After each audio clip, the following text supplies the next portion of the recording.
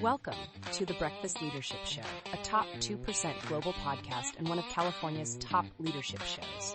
Each episode brings you real-world insights on burnout prevention, workplace culture, and leadership excellence. And now, here's your host, Michael D. Levitt.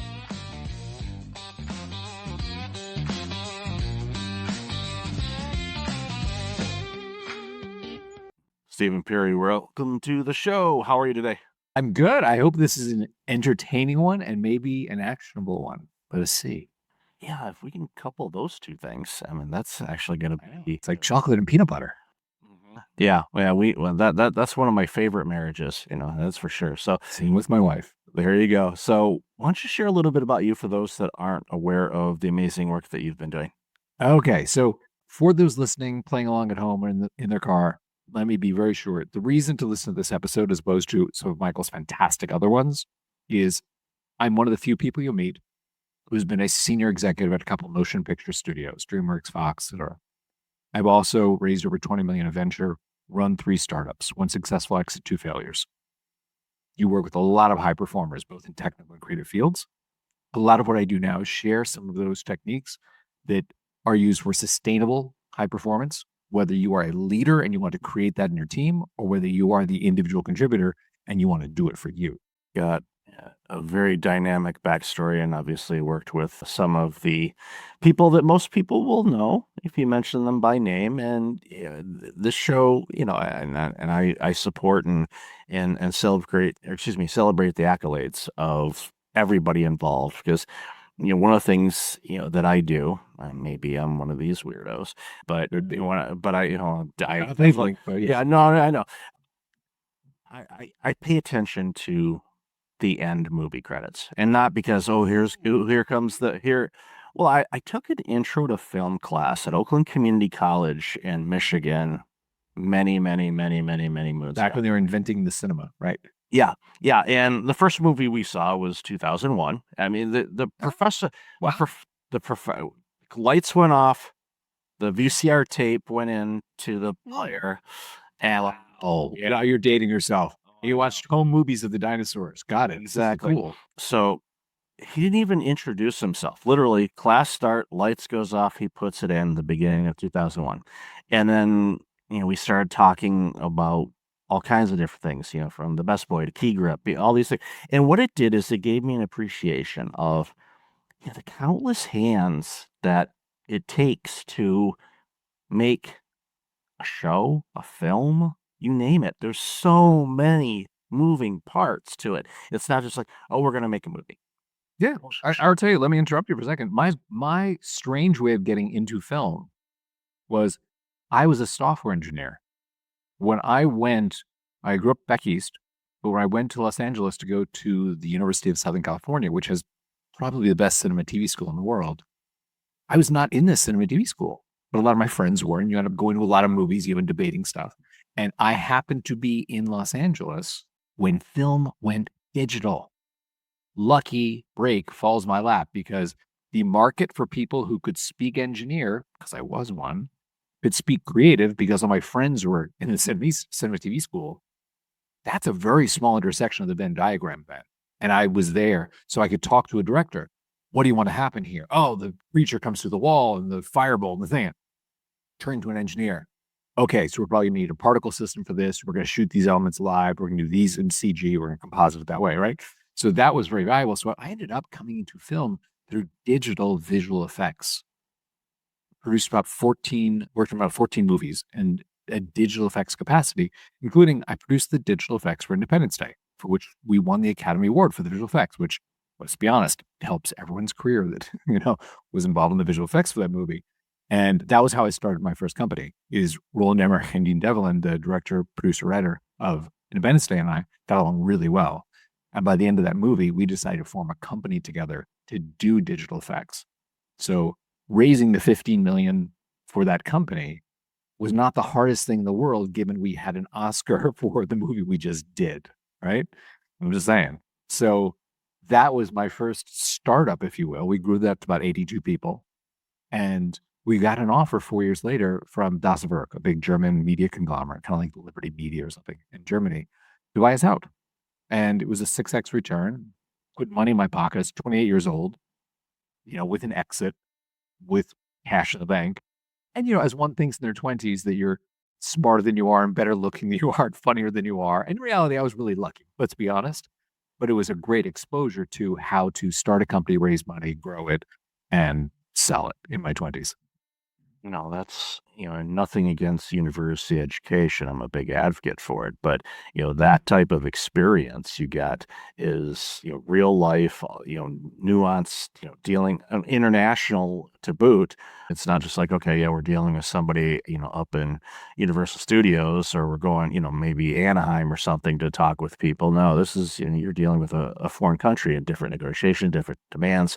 Thankfully, currency converts, and that helped you be able to do all of that. And That was my entree into becoming a studio executive, because yeah, in doing those movies, because I did Braveheart and Immortal Beloved with Mel. I worked on the DreamWorks stuff with Steven. I did True Lies with Jim Cameron, like with Woody Allen, Jim Jarmusch on Dead Man, like Carlito's Way with De Palma, like a ton of these movies.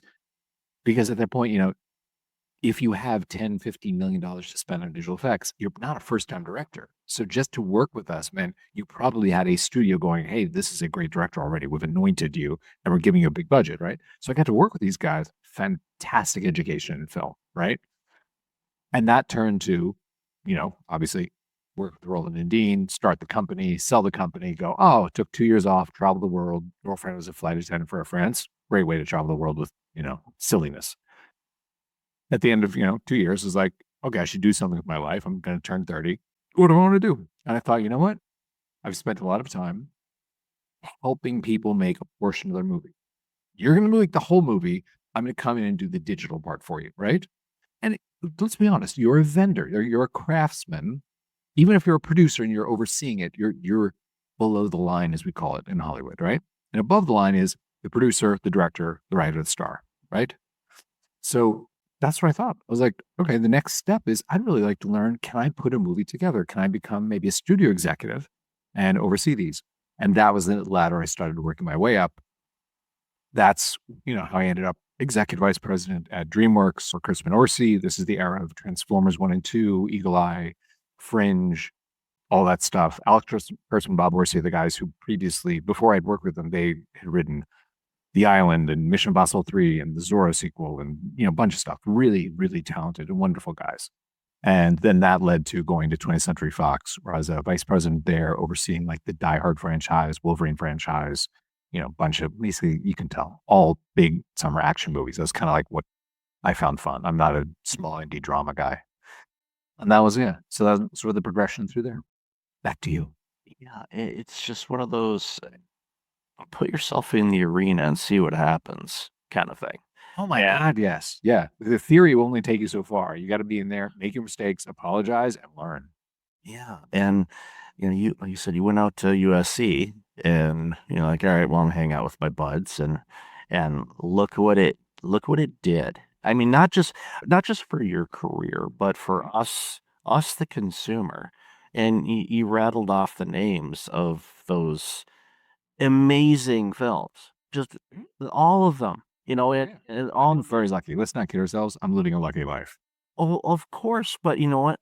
Luck, it helps if you have talent, and you do, and you were surrounded by people that were also, really dedicated to their craft, and True. and I think that's, one of the, kind of the lessons, no matter what sector you're in, whether if it's in content creation or construction or finance or whatever, is get really, really good at what you do. And make it like an just Yes. a desire. You have to have passion for it. And I'll add to that. If you want to keep doing it, you have to find a way to make it sustainable. Because I'll tell you this, if you'd asked me when I was 25, 28, of your peers, who are going to be the superstars? Who are going to be the writers that are making $2 million a year in 10 years? Is that right? $2 million a script. I would have guessed wrong. I would have guessed the ones that had maybe the most talent or had the best spec screenplay or something like that. And then 10 years later, if you'd asked me, I would say, no, it's these ones who continually learn how to build their craftsmanship in a sustainable way. So now they can still crank out 2 scripts each year, each one better than the last, which were better than the last, which were better than the last. And now they're at the 1.5, 2 million a script, right? Where some of the early ones didn't, either burned out, they had thin skin, like they would get a rejection. It was just like, oh, okay, I'm bad. I'm a bad writer. I'm a bad filmmaker, and leave, right? And the ones that stuck with it, there are some things, there's some tips and little tricks and techniques that they used. And they're the guys, and I mean this largely guys, because with action movies, they're written mainly by guys. There are only a couple of women that are at that $1 million script level, like Lita and a couple of people. So I'll give you a couple examples of simple things that I saw. Fair? Okay. Of course. Because I know people playing along at home are like, give me something. Right? What can I use here, right? One thing was interesting, which is the relationship I saw that some of the top writers had between mental place and physical place. And it helped their brain to fall into the mode they needed to be into by where they were. And I saw this first with Roland and Dean, where they wrote their screenplays at this beautiful white marble villa in the hills of Puerto Vallarta. They would go down, it's like a vacation rental. They would rent it and go down there and write for a month or two. When they had to go write this next thing, Roland turned to his assistant, Joey, rent the villa. She came back and she's like, it's actually rented this month. I mean, it's like an Airbnb before Airbnb, like someone else had it. It was so important to them. Roland called his entertainment attorney, this guy, John Deemer, is a fantastic attorney. John, buy the villa. By Monday, Roland owned a $5 million villa in Puerto Vallarta. Where those renters went, I'm sure they were paid nicely to go somewhere else. They went down there 5-6 weeks later, came back with the script. It became the 3rd highest grossing movie in the history of film, right? And when I asked Dean about this, I was like, hey, I'm this little, 22-year-old kid or whatever. I was like, walk me through that, like buying a $5 million villa to write a script. Like, how does it work? And he goes, listen, there's a room down there where the light comes in the morning over the pool. And in that room, Roland and we don't think about cast availabilities or studio budgets or notes we're going to get. We just write the movie that we would want to see. And I was like, oh, okay. I get why that's worth it for you, And it doesn't have to be a $5 million villa. With Alex and Bob at DreamWorks, the DreamWorks, our offices are in the little Amblin compound on the Universal Studios lot in Hollywood, right? The beautiful little Steven Spielberg, Adobe Southwestern lot. And right across the street from Universal Studios is the Universal Hilton, which I'm just going to be blunt. It is not a luxury property. It is where you go with your kids the night before you go on the rides because it's close to Universal Studios, right? Okay. When they were under the crunch, like, oh, we have to turn in Transformers 2 in 2 weeks, they would have their assistant rent a room there. And I was like, they're pulling down 1.52 a script. They could go to Bali. They could go anywhere, right? Why there? And I realized they met when they were students. And I think for them, that evoked dorm room. With Kurtzman on the edge of the bed on his MacBook and Bob at the desk. And it brought them back to, we're these scrappy writers who have to prove ourselves in this Hollywood world. We're going to bang this thing out. And they would get it done. But that was their mental way of going, okay, get us in this room. This gets us mentally placed. We're going to go finish Transformers 2 or finish, Star Trek 11 or, whatever it was that we were working on at the time. Free trick. Don't need anything, but just a dedication to go, in my home, I work remotely, in my office, whatever. I'm going to do this kind of work here, and watch as you do that repeatedly, you enter that space, your brain kind of goes, oh, right, this is where I code. Oh, right, this is where I write my blog. Oh, this is where that sort of thing. Back to you in the studio. Yeah, I remember when I first started working remotely. This was back in 2007. I was I was starting actually worked remotely before that, back in 2003, before it was cool. I mean, and there was no Zoom or Teams or anything like that, but somehow we made it work. I think we used WebEx for calls, but anyway, so amazing. Yeah, so 2007, starting up at this healthcare organization, we didn't have our clinic built yet. So I'm like, all right, well, I got to do work. So what we did, and this was a mind trick for me because it had been a while since I had worked remotely. And I'm like, okay, I have to get into the zone of working because I am home. We've seen this with the pandemic and people working remotely and in sweatpants all the time and on their couch. And I'm not judging anybody, but that's I'm not judging anyone on this podcast. Okay, good. Yes, I'm not anybody on this podcast. Yeah. So, but for me, what I ended up doing is one, dressed like I was going into the office. I made sure I wore work clothes. Secondly, it was even a situation where the room that I used, I set it up where I only use that room for that. Great move. I don't. You don't need me, Michael. Yeah, and then third, it was a home, so we had a front door and a back door. So I did the reverse. I'm like, okay, I'm going to work, go out the door, come in the other way, go into the stairs. When I leave, reverse it and go back and get into more comfy clothes. This was something that I did for. It's what I needed to do. It was very similar to the example you said about, okay, we're gonna go rent a villa, or we're gonna go stay at the the Hilton at $79 a night or whatever. Going to laugh. I wrote a blog post for our blog called "Commute to Your Home Office," and is about exactly what you're talking about. Going, you know what? Shower, get dressed like you're gonna go out, come back in. Your mind's in a place like it traveled from one area to another, even though you're still on your property. I'm so with you. Yeah, and the reason why I did that was because I knew that eventually I would be going to the clinic. I would have my own office, and I didn't want to have this abrupt punch in the face of, oh, I got to get up and go. And the only difference was I didn't get in my car to drive to there because it was just in there, but I didn't do that. But for me, it prepped. So when the office was ready and the clinic was built, about 2 days before it desperately had to, because our lead physician, his lease was ending in another clinic and he had no place to practice. So there was some long days. There you go. But we though. Can I ask you a question? By all means. So I love how thoughtful you are about how to trick your brain into like certain ways of, transitioning. Mm-hmm. When you were in that space you created where you go, I'm going to go through this ritual, enter the space. Okay, now I'm going to do the thing that is important for me to do here, right? What did you use to stay in that state? How did you block distractions? How did you stay on task? What did you do? Well, I had 3 kids, and at that point, they would be, 8, 5, and 4 at that time. Okay. So, and this was summertime, so they were home. The youngest wasn't in school yet, but the other 2 had started school, but it was still home. So for me, it was okay, I'm not going to be the mean dad and say, don't bug me and close the door. I didn't want to do that. I was like, I want to be available to them because they grow up quick. And I thankfully recognize that from the early stage.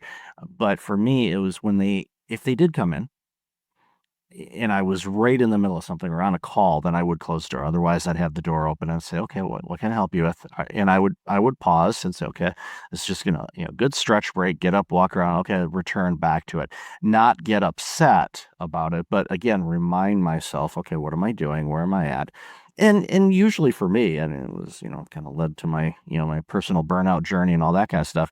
I worked longer than I should have. I should have had the 5 o'clock yabba dabba do kind of thing, but there were times. Kind of remind me of Fred, but go on. Yeah, exactly. Well, Fred had hair, but yeah. Well, it was drawn on. It was a different time. It looked different depending on what episode you watch. Because they had somebody drawing different that episode. Okay, I see what they did there. Okay, good discerning eye as a 5-year-old.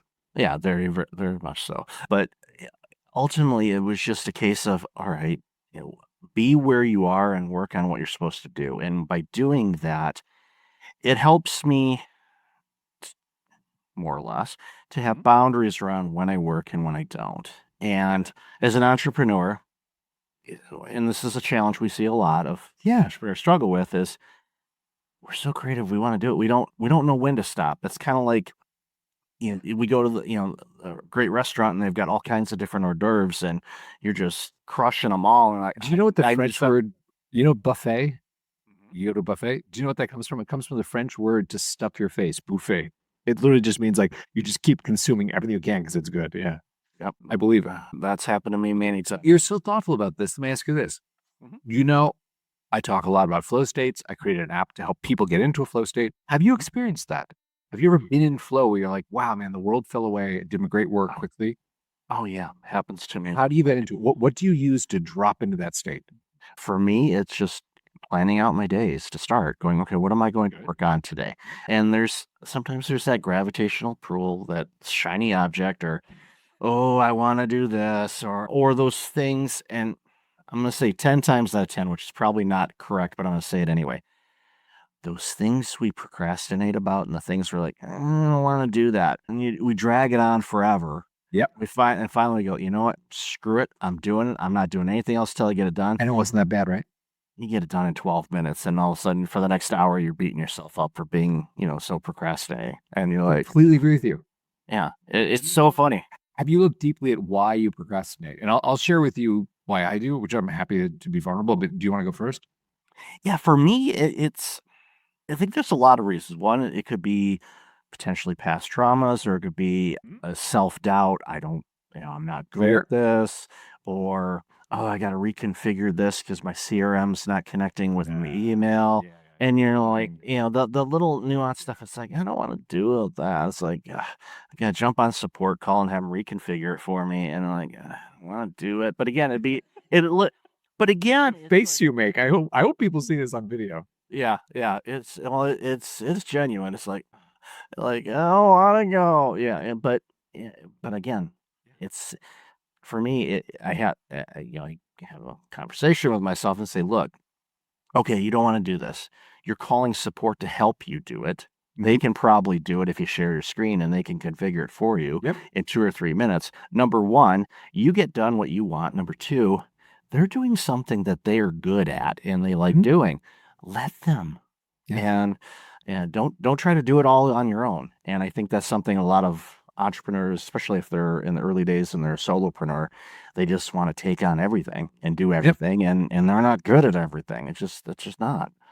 This is so true. So I want to pick up on the procrastination thing, because this is something that is if you're a leader and you want to help your team create conditions to have less procrastination, which is loss of productivity, or it's just you and you're like, hey man, I do this. I'll share with you. I found when I dug down, there are 2 reasons I procrastinate. And I'll tell you, the pain of procrastination, we all feel at the end of the day when it's like you didn't get everything done, right? So you can procrastinate from 9 to 9:15 and 9:15, 9:30, and you don't feel the pain yet. It's later when it's like, right? So I realized it was 2 things, one or the other. I would look at my task list and it had a bunch of things on it, 15 things, and they all needed to be done. But it was paralyzing looking at that many things. It would lead me to sometimes like think about multitasking and jumping around and chipping away at a bunch of things. And it was just like overwhelming, right? Or there was a task on that list that was not a task. It was like a goal. It was like, I could not do this in 30 minutes. I couldn't do this in 5 hours. It was like, write the book, do the thing. And it's just like, that needs to be broken down into simple pieces where I go, oh yeah, I could totally knock that out. When I was honest with myself about this, I talked to people in the Sukha community, our community. I was like, does anyone else experience this? Overwhelming, like show of little emoji hands, right? I'm going to say the simplest thing we did. We have obviously the ability to put your tasks in, right? It's a flow state app, but it says, what are you working on? So it keeps you on task. As soon as you hit play, you may have 15 things on your task list. We hide everything but the top 3. So when you look up, you just go, oh yeah, I have to update that blog post. Oh, I got to post. I got to reach on that email. Yeah, okay. I can totally do that. And here's the weird data behind it. Once we did this, members became 77% more likely to finish all 3 than when they could see the whole list. And it's the same people. It's the same kind of tasks. Same, like, it was just that thing of like, oh yeah, I can knock that out real quick. And yeah, before that Zoom with Michael, that was a big one. Or there's something that's really big. We have, Smart Assistant in there that if it sees that, it spots that for you, it goes, Michael, like this feels like a goal. Can I break it down? Here's how I would break it down to like 30-minute tasks. And you can granularly like approve each one, go like, oh yeah, these are right. Or if you're like, oh, actually it's perfect, click a button at the bottom and it just makes tasks where he goes, I'm going to replace that goal with these tasks so you can actually bang these out. Simple ways to just get through it. It's the exact same thing with screenwriting where it's like, write the screenplay. Oh my God, I'm overwhelmed. Hey man, what if we just do the character Bible today? Just like work out like, what's Michael in this for? And what's his flaw? What's he's wrestling with? So how do we create a great villain that will be able to exploit his thing that he's wrestling with? You know what I mean? Like, and you're like, oh, dude, we could totally do that before lunch. That'd be fun. As opposed to write the screenplay. Oh, Yeah, you just put things together, and as you're writing them, right? you're building the story as you're building the story. It's you may have the big picture. Okay, this is what we want to see and all of that, but breaking it down, sometimes it might be moment to moment or scene to scene. It's like may not. It's like this is going to seem innocent, and I'm sure this has happened where you're talking with your fellow writers, and you're like, when the viewer sees this, they're probably going to glaze right over it, but this is going to be so instrumental in what happens over Yeah. here.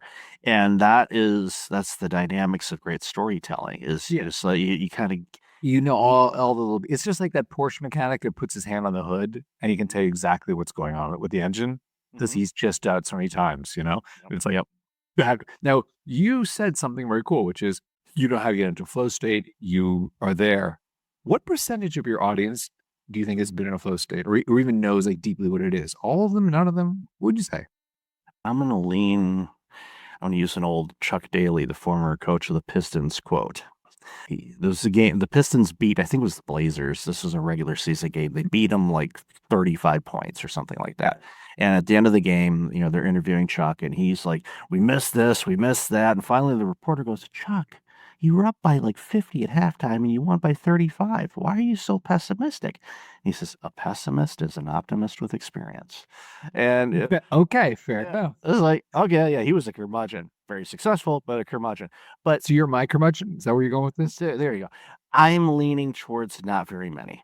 And I think a lot of it is just because there are so many, they're allowing so many external things in this world to impact what they're doing. Okay. Would it be helpful on this pod? Because I know you were very clear about like, how do we make this actionable and insightful, right? Would it be helpful if for 30 seconds we set the table and said, here's kind of what a flow state is, and here a lot of the research on how you get into it, or you create the conditions for your team to be in it. Is that fair? Yeah, please do that. Yeah, okay. I think So here's the show. For those listening at home, Hungarian-American psychologist, this dude, Mihai Csikszentmihalyi, he had a thesis. He said, if you talk to high performers in various disciplines, athletes, artists, scientists, inventors, you talk to them about the concentrated states that they go into to do the thing that makes them famous, the thing we know them for, right? They talk about those states in very similar ways. He's like, what's up with that? So like Prometheus, he wanted to go up, to Mount Olympus, steal fire, bring it down to the rest of us, goes, hey guys, here's how fire works, right? And so he did all the research, interviewed all these people, right? At the end of it, he wrote a book called Flow. It is the seminal work on this. It is from whence we get the term flow state. And he said the greatest thing. He goes, I chose this word because it was the most beautiful metaphor for what I found, which is we are all on the river paddling to move ourselves forward. But if you align your boat with the current, it carries you, it magnifies your efforts, and you go further and faster. And that is what these high performers have figured out how to do and how to do it repeatedly. So he wrote a great book going like, here's what it feels like. You lose track of time. You're not staring at the clock. When you're done, you don't know if half an hour went by or 2 hours. Distractions fall away. You don't have the urge to pick up your phone and check your Insta, TikTok, email, Slack, whatever, right? He's like, you do great work and you do it in a more compressed amount of time. And at the end, and this is important for sustainability, at the end, you feel uplifted. You can even feel joy as opposed to depletion. Oh God, I gotta do it. It's like, you're like, let's kill it. You walk off the court, you're like, bring the next game on. I'm ready for this, right? And he was very honest. He said, a lot of the people I spoke to, they have their own names. They don't call it flow. Like the Michael Jordan, I know you might be a Pistons fan, but like, that Michael Jordan quote about when I'm in the zone, it's me and the ball. That's his word for being in flow. He's like, everything falls away. It's not about the spectators anymore. It's not about the scoreboard. If I control this ball, we will win.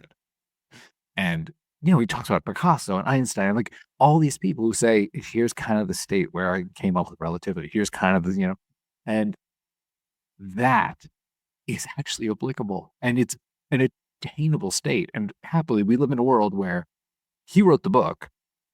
A bunch of smart people said, ooh, let me dig down and do research on parts of it. And people have carved out like music. How does the neuroscience of music on flow states work, right? And you have, Cal Newport writing about deep work versus shallow. You got Stephen Kotler in the Flow Research Collective. You got Near talking about distractions. And that Here's what I found so fascinating. I don't work in film anymore. I literally just built a website to pull together the pieces you need so you can be in flow, because it's kind of a magical experience. And I experienced, this is the end of my little ramble, but I experienced my first flow state, never having read what a flow state was. I didn't know. I was flying. I live in Austin. I was flying from here to SF, and the next morning I was going to meet with my team, and I had an idea for a feature I wanted to kind of mock up, like, guys, what if we build this? Sort of get some enthusiasm for it. I'm not great in Figma, but I could do it on the flight, right? Get on. Alaska runs that nonstop. Captain's like, hey, kids, Wi-Fi's out. Sorry, see you in SF, We take off. Maybe 15, 20 minutes later, we're descending. And I'm like, oh, we're in DFW. Like, something bad happened. They don't want to tell us in the air. We're going to land. And we're like, oh, the engine fell off. I looked down. 2 hours and 40 minutes had gone by since I looked at the clock. I had no idea if the drink cart came by. I didn't know the name of the guy in the seat next to me. I knew nothing. But my designs were done and I liked them. And it was shocking because I don't know if you've ever been in this position. In my mind, I'd kind of accepted, I'll get to the hotel, grab a sandwich in the lobby, go up to the room, try and finish all of the designs for the morning, do that thing. In reality, I was like, I called a buddy of mine from the Uber. I was like, hey, man, I have a free night in SF. You want to have dinner? And that was really nice to feel in control of my day as opposed to behind the eight ball. Yeah. And that's why I'm so passionate about this, is like, if you can do that for yourself or create those conditions for your team, it's super cool. You create this for yourself and your team. Your team's going to be able to navigate whatever this world throws at us. And right, this is really seminal work that you're doing. So, and I've loved this conversation. Probably talked to you for about 10 days straight on this, but where can people find out more about this important work? Obviously, they can go on IMDb and find out all the stuff you work. Yeah, they can. So then yeah, all that good stuff. But I think your greatest work is ahead of you. And I'm not. You're saying that. Thank you. Everyone wants to talk to me about Die Hard. They're like, it's a Christmas movie. It's a Christmas movie. There's my comment on Die Hard. Okay, I mean they wouldn't make a Hans Gruber like. What is it? The I'm brain fade. Alan Rickman. Yeah, well, no, I know. Yeah, the late Alan Rickman. But no, there's like you seen on the internet mock-ups of advent calendars. It's like, okay, one more day till Hans drops. I'm like, a little surreal, but okay, I'll work with it. Yeah, but, roll with it. Exactly. Yeah, exactly. But where can people find out more about you? And that's really important. It was his way. Well, two things. One, my email address is very public. If someone's like, hey, man, I love to read that book, or who's a Hungarian dude or whatever, email me. I'll send you a blog post or a link to a book, whatever. It's Steven, Steven, at the Sukha. Sukha means happiness. TheSukha.co for company, right? Or if someone's like, hey, man, I want to experiment with being a flow state, find something you need to do. Oh, I need to write my blog post. Like, not 3 minutes of work, like an hour's worth of work. Like something you go, I want to do this. Go to the Sukha, TheSukha.co. Hit play. Sign up 3 days free. See when you look up and you're done, how you feel. Yeah, I guarantee you're going to feel amazing and be able to. Those ones are pretty cool. Yeah, and you get to go out to dinner or whatever town you happen to be in with your friend, and because you freed up a night because you lost almost 3 hours of time. More importantly, you said you had 3 kids, right? Mm-hmm.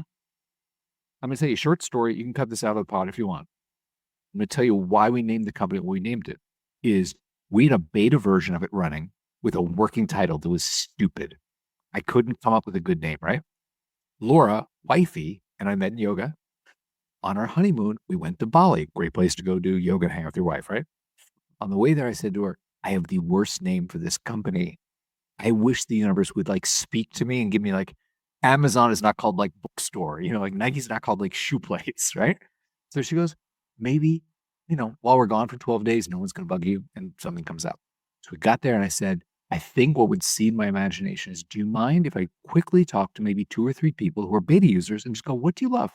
Do you love that smart assistant or the timer, the music, whatever, right? Third guy I talked to, I was going to the wind up where it's like, Michael, promised you 10 minutes. I'm going to let you go. It's like 9 minutes. Thank you so much for your time. And the guy said to me, Steven, you ask the wrong questions. And I was like, okay, dude, that I don't know that well. I'll take the bait. What's the right question? He said, you should have asked me why I pay you. I said, we charge $10 a month. It's like 30 cents a day. It's not a big deal, but okay. Why do you pay me? He goes, the past year, I have 2 kinds of days. At 3 o'clock, I'm playing with my kids. They're currently 2 and 4. Or it's 6 o'clock. I'm making a plan for how I'm going to finish today's work tomorrow before I start tomorrow's work, or after dinner tonight, whatever. And I realized the difference is that I open your app in the morning because my kids are not going to be 2 and 4 forever. And I was like, that is a way better answer than any shit I asked you. Thank you for that. I talked to Laura at dinner that night, and she's the one who said to me, you know, we do yoga all the time, and you hear all the prana and the karma and the dharma, all these like Sanskrit words. She's like, that dude, you wanted the universe to speak to you? It spoke to you through that dude. That is Sukha, that feeling when you're in control of your life, you're in your lane, doing the thing you're meant to do, and you're good at it. You can do it with ease. She's like, that's what you should call your company. And that's why I call it the Sukha Company. Beautiful. Because of his 2 kids. Yeah, beautiful. Now that's inspirational and also educational and informative for people to kind of dig in and look for their own Sukha, whenever it happens. Thank you for having me. Thank you, Steven. I've enjoyed the heck out of this. Really appreciate your time today. Thanks so much. Okay, bye everyone. Thanks for listening to the Breakfast Leadership Show. If you're dealing with a toxic workplace or feeling stuck in a challenging job, you don't have to go through it alone.